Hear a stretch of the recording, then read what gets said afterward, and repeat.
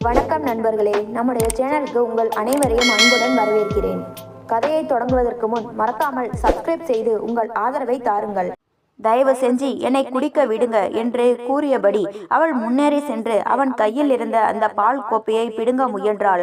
ஆனால் அவன் அவளை விடவில்லை. அந்த நொடி கணத்தில் அவள் இதழ்களின் ஓரத்தில் படிந்திருந்த பாலின் மெல்லிய கோடு ஒரு மீசை போல தெரிந்தது. அவன் சட்டென்று குனிந்து தன் இதழ்களால் அந்த பால் தடம் இருந்த இடத்தில் அழுத்தி துடைத்தான். அதே வேகத்தில் அவளது இடையில் கை போட்டு அவளை தன்னோடு மிக நெருக்கமாக அணைத்து கொண்டான். அவள் மூச்சு திணறும் அளவுக்கு அவனது அந்த தீண்டல் ஆழமாக இருந்தது. அவனது இதழ்களின் வெப்பம் இப்போது அவளது இதழ்களில் இறங்கி இருந்தது. அவன் அவளது காதோரம் குனிந்து அதிகார தோரணையில் மெல்லிய குரலில் சொன்னான், நீ இந்த பேரரசின் சொத்து. உன்னை நான் எப்படி வேண்டுமானாலும் எப்போது வேண்டுமானாலும் கையாள முடியும். உன்னிடம் என் உரிமையை நிலைநாட்ட எனக்கு எந்த அனுமதியும் தேவையில்லை. தன்னுள்ளே கொழுந்துவிட்டு எரியும் ஆத்திரத்தையும் தகிப்பையும் தணிக்க வழி தெரியாமல் கையில் இருந்த அந்த பால் கோப்பையை தரையில் வீசி எறிந்தான் ஆரியன். கண்ணாடி சிதறல்கள் சிதறி தெரிக்க அவன் கோபத்தோடு அவள் பக்கம் திரும்பினான். அவனது அந்த பார்வை அவளை நிலைகுலைய செய்தது. உடல் நடுங்க அச்சம் கலந்த குரலில் கேட்டாள், நீங்கள் என்ன செய்ய போகிறீர்கள்? அவன் ஒரு குரூர புன்னகையோடு அவளை நெருங்கினான். ஒரு ஆண் ஒரு பெண்ணிடம் என்ன செய்வானோ அதைத்தான் நானும் செய்ய போகிறேன். ஆனால் நீ பயப்பட தேவையில்லை. அவனது அடுத்தடுத்த நகர்வுகள் அவளை பேரதிர்ச்சியில் ஆழ்த்தியது. அவனது பிடிவாதம் அவளை நிலைகுலைய செய்ய திக்கி திணறும் உதடுகளுடன் அவள் கெஞ்சினாள், தயவு செய்து இப்படி செய்யாதீர்கள். அவளது கெஞ்சல் அவன் காதுகளில் விழவே இல்லை. சில நேரங்களில் அவளது கன்னங்களில் இதழ் பதிப்பதும் ஒரு கட்டத்தில் அவளை விட்டு விலகி படுக்கையின் மறுபுறம் படுத்து கொண்டான். அவள் கண்களில் கண்ணீர் ஆறாக பெருக அவமானத்திலும் வலியிலும் தன் முகத்தை மறுபுறம் திருப்பிக் கொண்டாள். அவளது இந்த செய்கை அவனது ஆத்திரத்தை மீண்டும் தூண்டியது. அவன் மறுபடியும் அவளை தன் பக்கம் இழுத்தான். ஆரியன், தயவு செய்து மீண்டும் வேண்டாம். அவனது எண்ணம் என்னவென்று தெரிந்ததால் அவள் கைகூப்பி மன்றாடினாள். அவன் அவளது காதோரம் குனிந்து கம்பீரமும் அதிகாரமும் கலந்த குரலில் மெதுவாக சொன்னான், உன்னை முழுமையாக நான் அடையும் வரை எனக்கு அமைதி கிடைக்காது. என் இந்த தவிப்பிற்கு தீர்வு உன்னிடம் மட்டும்தான் இருக்கிறது. அவளது சிவந்த இதழ்களை மீண்டும் தன் ஆதிக்க பிடிக்குள் சிறை பிடித்தான். ஆரியன் சிறிது நேரத்திற்கு பிறகு சோபாவில் அமர்ந்து அவளையே இமைக்காமல் பார்த்து கொண்டிருந்தான். அவனது பார்வையில் வெப்பம் அவள் முகத்தில் ஒவ்வொரு அணுவிலும் படுவது போல இருந்தது. அவளது தூக்கத்தை அவன் எப்போதோ கலைத்து விட்டிருந்தான். குட் மார்னிங் என் அன்பே என்று அவன் இதழோரம் ஒரு குரூர புன்னகையுடன் சொன்னான். அவள் மௌனமாக கண்ணீர் வடிக்க அவன் தொடர்ந்தான், நீ இன்னும் அந்த இரவு நடந்ததையே நினைத்து கொண்டிருக்கிறாயா? இதில் பெரிய விஷயம் எதுவும் இல்லை நிலா. நீ என் மனைவி. எல்லாவற்றிற்கும் மேலாக நீ என் காதலில் தர்மம் அதர்மம் என்று எதுவும் இல்லை. எல்லாமே நியாயம்தான். அவள் பதில் ஏதும் சொல்லாமல் முகம் திருப்பிக் கொள்ள அவன் மீண்டும் அவள் அருகில் வந்து அமர்ந்தான். பின்பு எதற்காக இந்த விலகல்? இதையெல்லாம் நாம் முன்பே செய்திருக்கிறோம் தானே?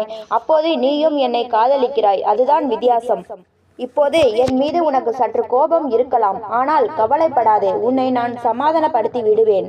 அவள் அவனை வெறுப்போடு ஏறிட்டாள். அவனது ஒவ்வொரு வார்த்தையும் அவளுக்கு நஞ்சாக தெரிந்தது. ஆரியன், தயவு செய்து என்னை விட்டுவிடு. உனக்கும் எனக்கும் இப்போது எந்த உறவும் இல்லை. நமக்குள் எந்த காதலும் மிச்சமில்லை. உன்னை காதலிப்பதற்கு பதில் நான் செத்து போகலாம் என்று ஆவேசமாக கத்தினாள். அவளது வார்த்தைகள் அந்த அறையில் பலத்த அதிர்வை ஏற்படுத்தின.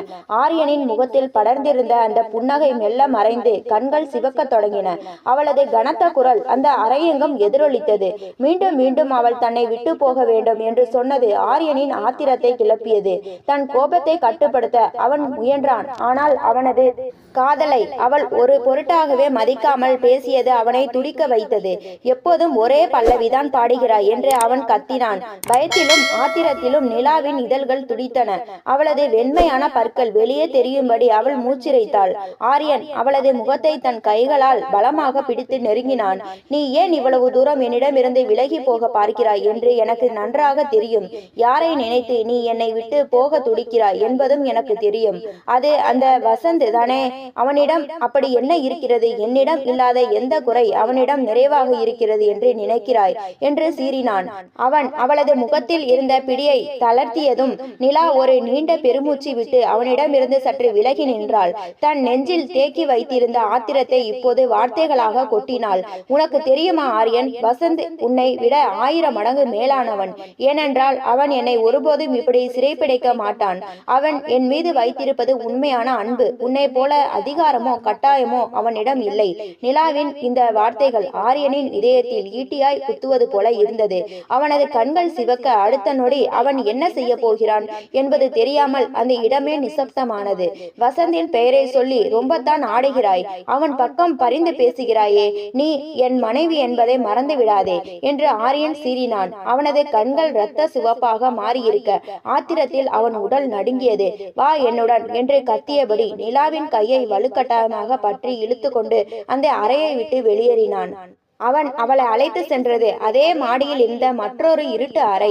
அந்த அறையின் கதவை திறந்ததும் நிலா அதிர்ச்சியில் உறைந்து போனாள். அங்கே வசந்த் உடல் எங்கும் காயங்களுடன் கட்டி வைக்கப்பட்டிருந்தான். அவனை பார்த்தாலே தெரிகிறது அவன் பலமுறை மிக கொடூரமாக தாக்கப்பட்டிருக்கிறான் என்று. நிலாவின் இதயம் சுருங்கியது. ஆரியன் அவனிடம் இவ்வளவு வன்மத்தை காட்டுவான் என்று அவள் எதிர்பார்க்கவில்லை. ஆரியன், தயவு செய்து பிளீஸ் இவனை விட்டுவிடு. இது உனக்கும் எனக்கும் இடைப்பட்ட பிரச்சனை. இதில் அவனை ஏன் சித்திரவதை செய்கிறாய் என்று கதறினாள் நிலா. ஆரியன் அவளை கேலியாக பார்த்தான். உனக்கும் எனக்கும் இடையிலான பிரச்சனையே இந்த வசந்த் தான் என்பது உனக்கு தெரியாதா? போதும், இதுவரை பொறுத்தது போதும். இவன் உயிரோடு இருக்கும் வரை நீ என்னிடம் இருந்து விலகி போகவே நினைப்பாய். ஆனால் உன்னை என்னிடம் இருந்து பிரிக்க யாரையும் நான் அனுமதிக்க மாட்டேன். அதனால் இவன் இப்போது சாக வேண்டும். அவன் சொன்ன அந்த வார்த்தைகள் நிலாவின் காதுகளில் இடியாக விழுந்தன. ஆரியன் தன் இடுப்பில் இருந்த துப்பாக்கியை நோக்கி கை வைத்த போது அந்த அறையே மரண அமைதியில் மூழ்கியது. ஆரியனின் கைகள் துப்பாக்கியை நோக்கி சென்றதை கண்ட நிலா பதற்றத்தில் உறைந்து போனாள். அவனது கண்கள் கருணையின்றி வசந்தையே வெறித்து பார்த்தன. வேண்டாம் ஆரியன், இதோடு நிறுத்து. நீ செய்யும் இந்த பாவம் உன்னை சும்மா விடாது என்று நிலா கதறினாள். ஆனால் ஆரியன் அவளை ஒரு பொருட்டாகவே மதிக்கவில்லை. அவன் துப்பாக்கியை எடுத்து வசந்தின் நெற்றியில் குறி வைத்தான். காயங்களால் தளர்ந்து போயிருந்த வசந்த் மங்கலான கண்களால் நிலாவை பார்த்தான். அவனது அந்த பார்வை என்னை மன்னித்து விடு என்று சொல்வது போல இருந்தது. இவன் சாவதை உன் கண்களால் பார் நிலா. அப்போதுதான் உன் மனதில் இருக்கும் இவனது நினைவுகள் அழியும். இனி இந்த உலகில் உனக்கு நான் மட்டும்தான் என்று ஆரியன் கர்ஜித்தான். நிலா ஓடிப்போய் ஆரியனின் கால்களை கட்டி கொண்டாள். தயவு செய்து இவனை விட்டுவிடு. நீ சொல்வதை எல்லாம் நான் கேட்கிறேன். உன்னிடம் இருந்து நான் எங்கும் போக மாட்டேன். ஆனால் இவனுக்கு ஒன்றும் ஆகக்கூடாது. அவளது இந்த திடீர் சரணாகதி ஆரியனை சற்று யோசிக்க வைத்தது. துப்பாக்கியை பிடித்திருந்த அவனது கை சற்றே தளர்ந்தது.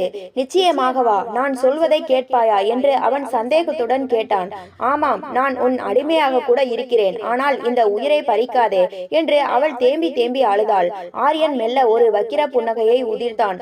அவன் துப்பாக்கியை கீழே இறக்கினான். ஆனால் வசந்தை விடுவிக்கவில்லை. சரி, இவன் உயிர் உன் கையில் இருக்கிறது. ஆனால் இனி நீ ஒருபோதும் இவன் முகத்தை பார்க்க கூடாது. இப்போதே என்னுடன் வா என்று கூறி அவளை மீண்டும் அந்த இருட்டு அறையிலிருந்து இழுத்து சென்றான். அந்த இருட்டு அறையிலிருந்து நிலாவை இழுத்து கொண்டு வெளியே வந்த ஆரியனின் முகத்தில் ஒரு விசித்திரமான வெற்றி புன்னகை படர்ந்திருந்தது. நிலாவின் கால்கள் தள்ளாடின.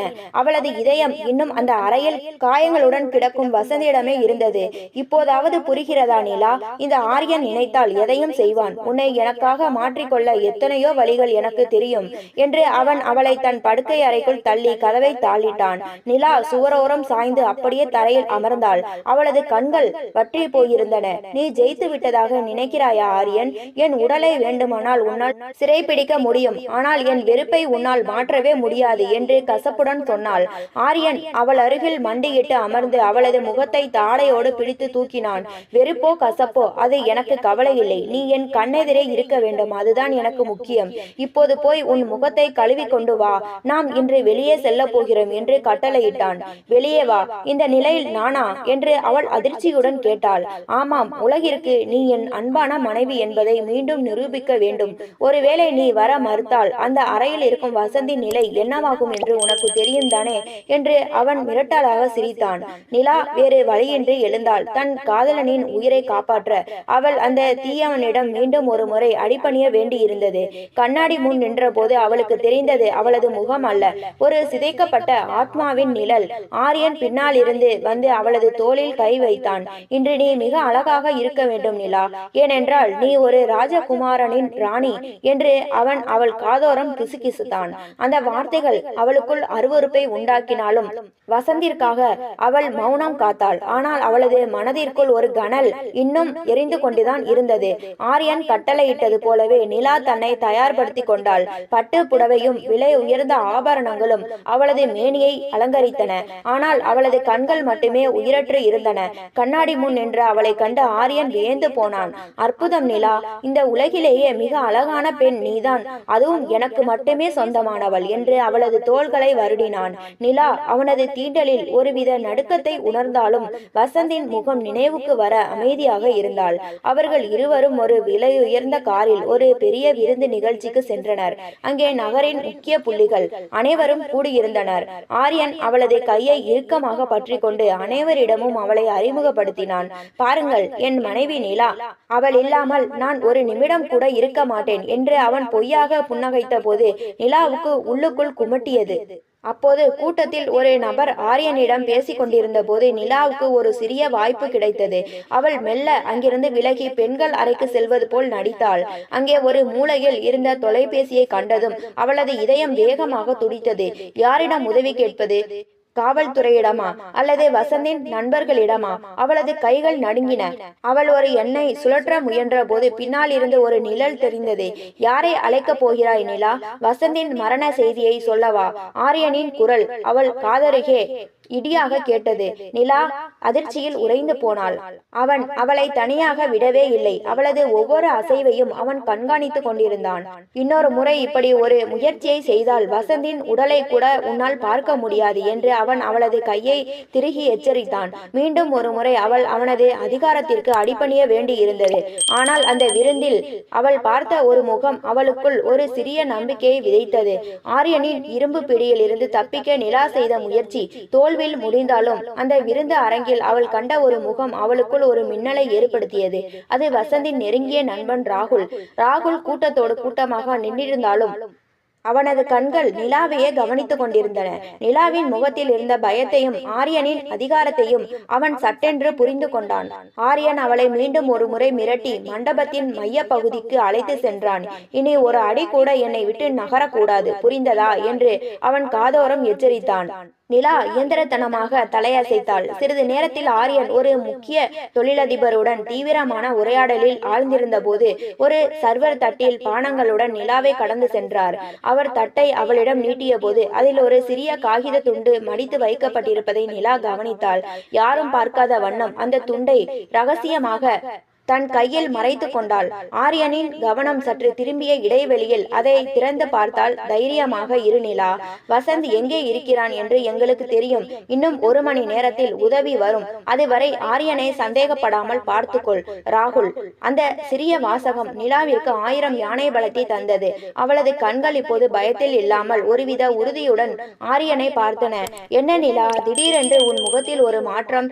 ஏதோ திட்டம் தீட்டுகிறாயா என்று ஆரியன் சந்தேகத்துடன் அவளது முக வாயை பிடித்து தூக்கினான். ஒன்றுமில்லை ஆரியன், நான் உன்னோடுதான் இருக்க போகிறேன் என்று முடிவு செய்துவிட்டேன். அதனால் வரும் மாற்றம் இது என்று அவள் பொய்யாக ஒரு புன்னகையை உதிர்த்தாள். ஆரியன் அவளது பேச்சை நம்பினானா என்று தெரியவில்லை. ஆனால் அவன் அவளை இன்னும் நெருக்கமாக அணைத்து கொண்டான்.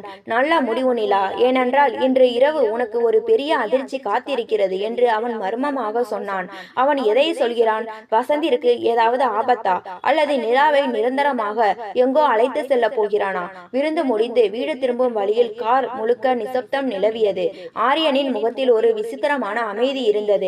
அது புயலுக்கு முந்தைய அமைதி என்பது நிலாவிற்கு புரிந்தது.